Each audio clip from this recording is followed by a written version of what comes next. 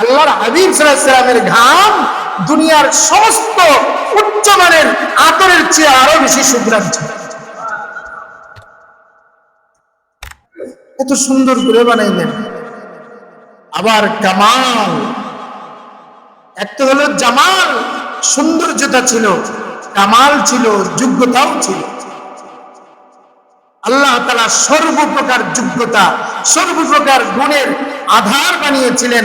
যেমন ছিল দানশীলতা, তেমন ছিল উদারতা, কিন্তু দ্বীনের ব্যাপারে কোন শিথিলতা কখনো তিনি বরদাস্ত করতে পারেন।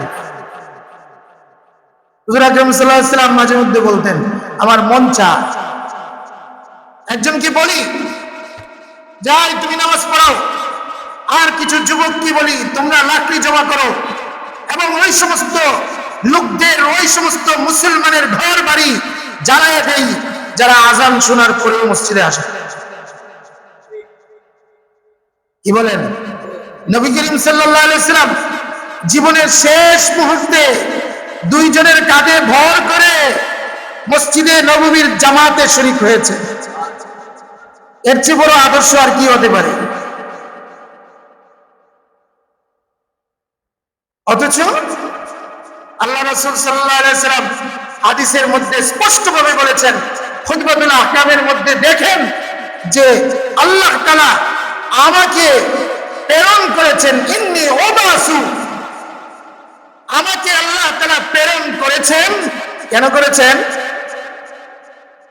বাঁশি, বাদ্যযন্ত্র এগুলোকে ভেঙে চুরমার করে দেওয়ার জন্য আল্লাহ আমাকে প্রেরণ করেছেন। আল্লাহ নবী সাল্লাল্লাহু আলাইহি ওয়াসাল্লামকে যে জন্য প্রেরণ করেছেন, তিনি কি দায়িত্ব পালন করে গিয়েছেন নাকি করেন নাই? আপনাদের কি মতামত? সেই আরাফার ময়দানে উনি বলেছিলেন, আলা হাল বাল্লাগতু, আলা হাল বাল্লাগতু, আলা হাল বাল্লাগতু। এই সাহাবায়ে কেরাম বলো, আমার উপরে আল্লাহ তাআলা যে দায়িত্ব দিয়েছিলেন আমি কি সেই দায়িত্ব পালন করেছি? সকল সাহাবায়ে কেরাম বলছেন, বালা কাদ বাল্লাগতা, আপনি অবশ্যই আপনার দায়িত্ব পালন করেছেন। আল্লাহ তাআলা কোরআন শরীফে বলছেন, কাদ বাল্লাগতা রিসালাতাক, আপনি আপনার রিসালাতের দায়িত্ব শুধু পালন করেন নাই, পরিপূর্ণভাবে পালন করে দিয়েছেন। সুতরাং এই বাদ্যযন্ত্রকে দুনিয়াতে রাইখে যান নাই, উম্মতের জন্য বাদ্যযন্ত্র, গান এগুলোকে জায়েজ করে যান নাই, পৃথিবী থেকে উৎখাত করে গিয়েছেন। আর আজকে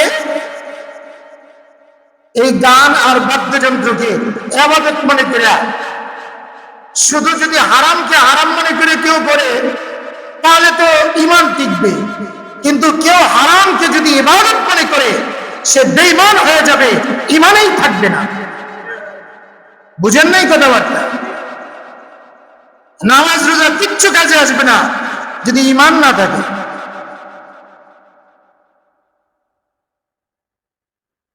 আজকে সেই আপনার খ্রিস্টানদের বড়দিন উদযাপন, ওরা ওদের নেতা, ওদের নবী হযরত ঈসা আলাইহিস সালাম তার মৃত্যু দিবস পালন করার জন্য অথবা জন্ম দিবস পালন করার জন্য 25শে ডিসেম্বর মনে হয়, তারা বড়দিন পালন করে। নবীজি সাল্লাল্লাহু আলাইহি সাল্লামের জামানা শেষ, সাহাবায়ে কেরামের জামানা 100 হিজরি পর্যন্ত ছিল, শেষ। তাবিঈনদের জামানা ছিল, তাবিঈনদের জামানা ছিল, খায়রুল কুরুন শেষ। 600 শতাব্দীতে 600। এরপরে এক মুসলিম বাদশা সে চিন্তা করলো, খ্রিস্টানরা যদি তাদের নবীর বড়দিন উদযাপন করতে পারে, জন্মদিবস উদযাপন করতে পারে, তাহলে আমরা আমাদের নবীর জন্মদিবস পালন করতে সমস্যা কি? চলো 12ই রবিউল আউয়াল আসলে এবার জশ্নে জুলুস, এরপরে মিছিল, তারপরে এই মুহররমের মধ্যে হাই হুসেন বইলা ওই শিয়ারা যেমন তাজিয়া বের করে, এবার মুসলমানরা তারাও এবার ওই বিধর্মী আর খ্রিস্টানদের তাদের বড়দিন উদযাপন করার উপলক্ষে তারাও এখন আপনার মিছিল বের করে নবীজির শানে তারা ইবাদত বন্দেগী করে নবীজির ভালোবাসা প্রকাশ করে। নাউজুবিল্লাহ কোনটা না। আমি প্রশ্ন করি, সাহাবায়ে কেরাম নবীজি সাল্লাল্লাহু আলাইহি ওয়াসাল্লামকে বেশি ভালোবাসতেন না আমরা করি? একটু জুড়ে বলেন না। খায়রুল কুরুন রাসূল পাক সাল্লাল্লাহু আলাইহি ওয়াসাল্লামের জামানার কাছে যারা ছিলেন তারা বেশি ভালোবাসতেন না আমরা কত? আমাদের ভালোবাসা বেশি।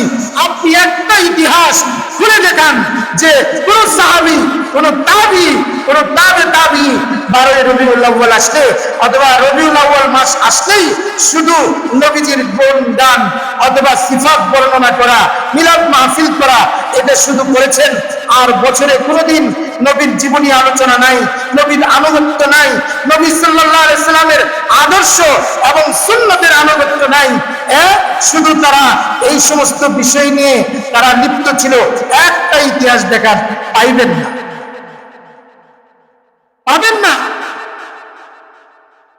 নবীজি সাল্লাল্লাহু আলাইহি সাল্লাম বলেছেন, মান তাশাব্বাহা বিকওমিন ফাহুয়া মিনহুম, যে যার সাদৃশ্য অবলম্বন করবে আসল তার সাথেই।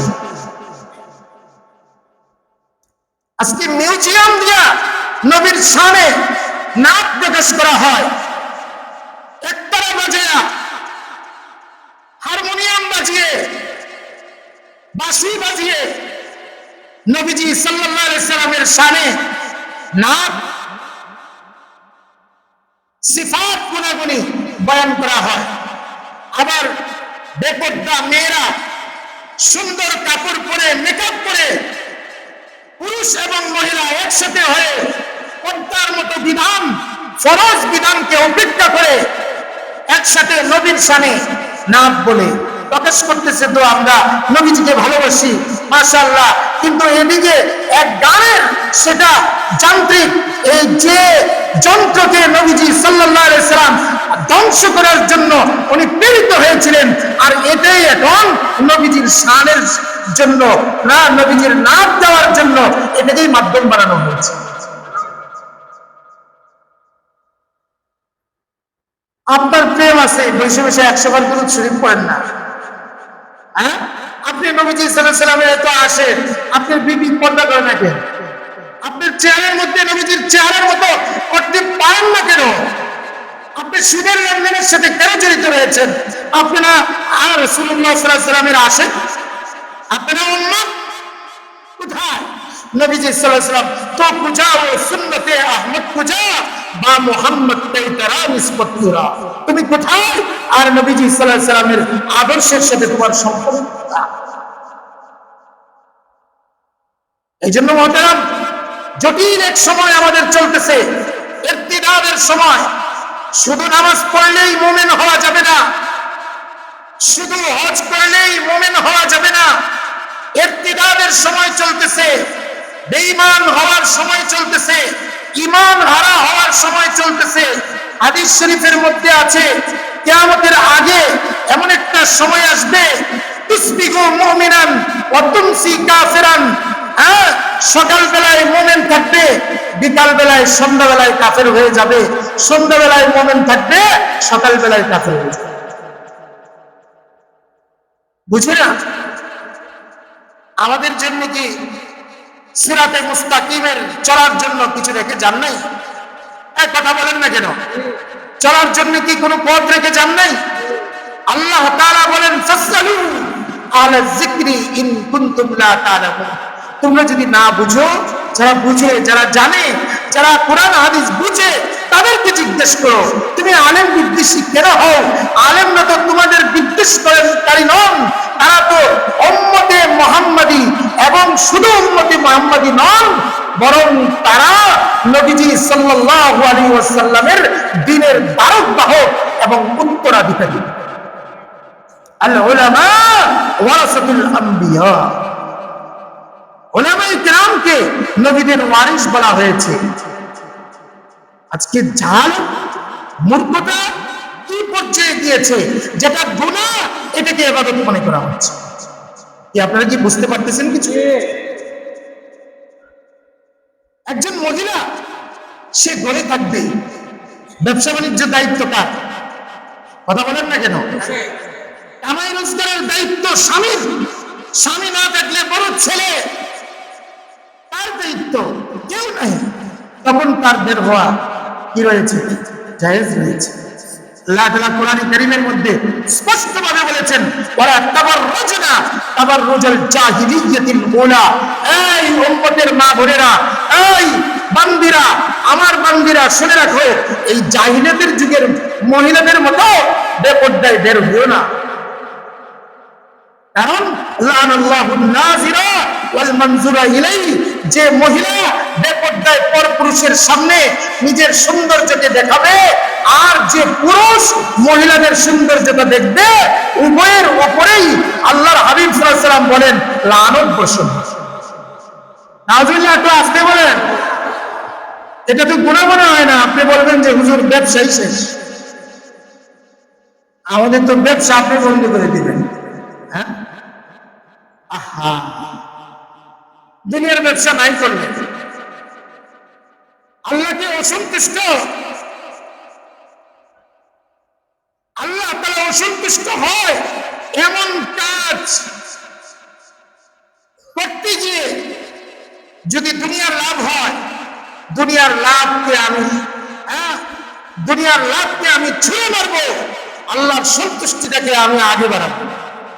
কথা বলেন, আল্লাহ তাআলা যদি সন্তুষ্ট থাকে, দুনিয়াতে কষ্টে থাকলেও আমার আখিরাতে সুখ হবে। সাহাবায়ে কেরাম এই মর্মটা বুঝেছিলেন, যার কারণে হযরতে বেলাল, ওনার বুকের মধ্যে এত বড় পাথর চাপা দেওয়া হয়েছিল। হযরতে আসিয়া ওনার 4 হাত পার মধ্যে পেরেক মেরে দিয়ে উপরে, বুকের উপরে পাথর চাপা দিয়েছিল। সে বলেছিল, একবার তুমি আল্লাহকে অস্বীকার করো, আমাকে স্বীকার করো, তোমাকে মুক্তি দিয়ে দিব। তিনি বললেন যে না আল্লাহ, এই ফেরাউন জালেমের হাত থেকে তুমি আমাকে রক্ষা করো এবং জান্নাতে আমার একটা ঘর তৈরি করো। ফেরাউনের মতো এত বড় বাদশার স্ত্রী হওয়ার পরেও, এত বড় বাদশার রানী হওয়ার পরেও এত বুক বিলাসকে একদিকে বুড়িগঙ্গার নদীর মধ্যে তুলে ফেলে দিয়েছেন, আল্লাহকে বলেন নাই। হযরতে বেলাল নিজের জান দিতে প্রস্তুত ছিলেন, কিন্তু আহাদ আহাদ বলতে তিনি বলেন নাই। এই জন্য মেরে ভাই ও দোস্ত, রবিউল আউয়াল মাস আসলেই শুধু প্রেমের জোশ, প্রেমকে প্রেম রাখতেই হবে। অবশ্যই প্রেম করার জন্য যে 4টা বিষয় দরকার, একটা হলো জামাল, আরেকটা হলো কামাল, যোগ্যতা, গুণাবলী, আর 3 নম্বর হলো নওয়াল, দানশীলতা। আজওয়াদুন নাস, নবী করিম সাল্লাল্লাহু আলাইহি সাল্লাম সবচেয়ে বেশি দানশীল ছিলেন। সবচেয়ে বেশি দানশীল ছিলেন। উনি নামাজে দাঁড়িয়েছেন, দাঁড়িয়েছেন, এবার তাকবীর বলে ইকামত হয়ে গেছে, তাকবীর বলে হাত বাঁধলেন, হঠাৎ করে বললেন আলা মাকানিকুম, তোমরা তোমাদের জায়গায় থাকো। উনি চলে গেলেন ঘরে। ঘরে যাওয়ার পরে আবার ফিরে আসলেন। ফিরে আসার পরে নামাজ পড়াইলেন।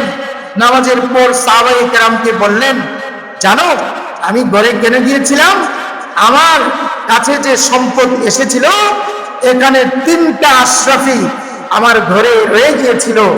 তো আমার খেয়াল হয়েছে, যদি এই নামাজ আমার জীবনের শেষ নামাজ হয়ে থাকে, এরপরে যদি আমি ঘরে না যেতে পারি, তাহলে আল্লাহ যদি বলেন, এ মুহাম্মদ, সবাই বলেন সাল্লাল্লাহু আলাইহি ওয়াসাল্লাম, তুমি এই সম্পদ ঘরে কেন রেখে এসেছিলে, দান করে কেন আসো নাই?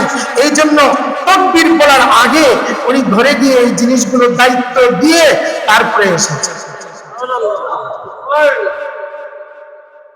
মেরে ভাই, এই জন্য নবীজি সাল্লাল্লাহু আলাইহি সাল্লামকে ভালোবাসা 3 নম্বর কারণ হলো নওয়াল, উনি দানশীল ছিলেন। 4 নম্বর কারাবাত, আত্মীয়তার সম্পর্ক। আল্লাহ তাআলা বলেন আন-নবী ওয়া আওলা বিল মুমিনিন, নবীগণ তোমাদের সবচেয়ে কাছে। নবীজি সাল্লাল্লাহু আলাইহি সাল্লাম তোমার মায়ের চেয়ে আরো বেশি। ওয়া উম্মা আজওয়াজুহুম উম্মাহাতুহুম, এবং তার স্ত্রীগণ তোমাদের মা। সেই হিসাবে আমাদের মা বাপ, আমাদের ছেলে সন্তান, আমাদের আত্মীয় স্বজন আমাদের কাছে যতটুকু প্রিয়, তার চেয়ে বেশি নিকটবর্তী কে? হাবিবে কিবরিয়া মুহাম্মদুর রাসূলুল্লাহ। তাহলে এই চারটে বিষয় নবীজির কাছে যখন পরিপূর্ণভাবে পাওয়া গেল, নবীজিকে ভালোবাসবো না? কথা বলেন না তো? ভালোবাসা কি দিয়ে? শুধু মুখে? কত মানুষই তো ওয়ালরাইটিং করে দেয় আশিকে রাসূল, চেহারার মধ্যে দাঁড়িয়ে নাই, কয় আশিকে রাসূল। এক ওয়াক্ত নামাজ মসজিদে পড়ে না, আশিকে রাসূল। আপনারা কি রাগ করতেছেন নাকি? আল্লাহ হাবিব সাল্লাল্লাহু আলাইহি ওয়াসাল্লামের ভালোবাসার আলামত হবে আনুগত্যের মাধ্যমে, নবীজির সুন্নতের অনুসরণের মাধ্যমে, ব্যক্তি জীবন থেকে নিয়ে পারিবারিক জীবনে আমার সর্বস্তরের মধ্যে দেখতে হবে আমার হাবিব এটা পছন্দ করেন কিনা। যদি করেন করব, করেন না পছন্দ করব না। দুনিয়ার সব মানুষ করুক, আমি করব না। আমি নবীর আশিক, আমি নবীজিকে ভালোবাসি। সুতরাং ভালোবাসার দাবি যে আমার দুনিয়ার সমাজ সবকিছু করতে পারে, আমি নবীজির আদর্শের এবং সুন্নতের বিপরীত কাজ করতে রাজি আছেন না? ইনশাআল্লাহ। এই জন্য উলামায়ে কেরামদের কাছে জিজ্ঞাসা করে তাদের কাছ থেকে জেনে শুনে ইবাদত করা উচিত। বেশি পণ্ডিত হওয়ার চেষ্টা করবেন না। ডাক্তার হয়ে ইঞ্জিনিয়ারিং প্ল্যান দিতে পারে না, ইঞ্জিনিয়ার হয়ে চিকিৎসার প্ল্যান দিতে পারে না। আপনি বাংলা বুখারী শরীফ পড়া মাসালা দেওয়া শুরু করেন, আর কুরআন শরীফের সূরা ফাতিহার একটা আয়াত সিদ্ধ করে পড়তে পারেন না, আউযু বিল্লাহি মিনাশ শাইতানির রাজিম পড়লে আপনার 10 জায়গায় ভুল হয়ে যায়। আর আপনি মৌলবীদের ভুল করেন, আপনার হৃদয়ের মধ্যে কোনো কম্পন সৃষ্টি হয় না। মৌলবীরা 14 বছর পরে কোরআন হাদিস যাচাই করে তারপরে মিম্বরে আর চেয়ারে বসে কোরআন হাদিসের কথা। আপনি আসেন তার সাথে তর্ক করতে, 14 বছর পরে তারপরে আসেন। আর যদি পড়ালেখা না থাকে তাহলে দ্বীনের ব্যাপারে উলামায়ে কেরাম, মুফতিয়ানে কেরাম, যার ইলম মোতাবেক আমল আছে, অনেক আলেম আছে কিন্তু আমল নাই। কথা বলেন, আমরা তাদের কাছে যাব না? এরা উলামায়ে সু। নবীজি সাল্লাল্লাহু আলাইহি ওয়াসাল্লাম বলেন, দুনিয়ার মধ্যে সবচেয়ে উৎকৃষ্ট মানুষ যদি থাকে একজন আলেম, সবচেয়ে নিকৃষ্ট মানুষ যদি থাকে সেও একজন আলেম। কোন আলেম? যে আলেম ওই শুধু ক্ষমতাবানদের পিছনে দৌড়ায় আর সমাজকে খুশি করার জন্য দেখা যায় আত্মীয়তার খাতিরে বিভিন্ন ভাবে দুনিয়ার শুধু মানুষকে খুশি করার জন্য দিন ধর্মকে কুরবানি করে দেয় দুনিয়ার স্বার্থের জন্য। এই জন্য উলামায়ে কেরামের সাথে পরামর্শ করে চলবো।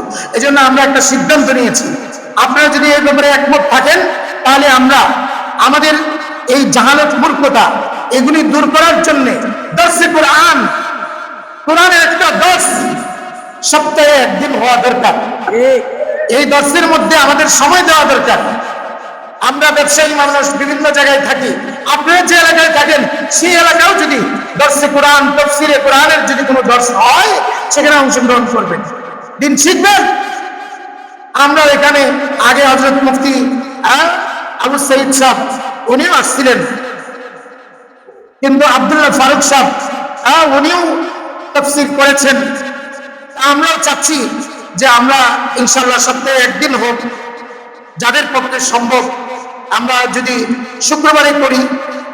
এমনি বিজি এই সপ্তাহে যে দিনগুলো আছে এখানে তো ব্যবসা বাণিজ্যই থাকে, তারপরেও আমরা ইনশাআল্লাহ মাশওয়ারা করে যেদিন আমরা একটু সময় দিতে পারবো, আপনারা দিতে পারবেন তো?